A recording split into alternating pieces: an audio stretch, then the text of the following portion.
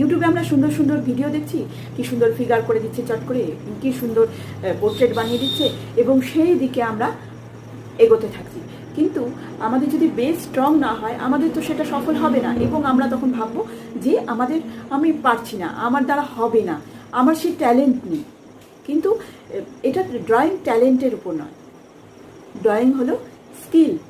নিজের skill strong হলেই আমরা ড্রয়িং করতে পারবো। যে কেউ ড্রয়িং করতে পারবে, কিন্তু তার স্কিল স্ট্রং করতে হবে।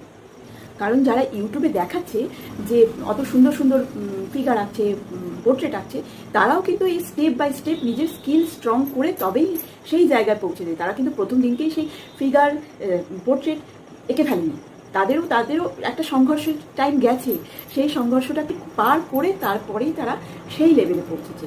সেই কারণে তোমাকেও সেই লেভেলে পৌঁছাতে হলে এই ধাপে ধাপে এগোতে হবে, নিজের স্কিল স্ট্রং করতে হবে।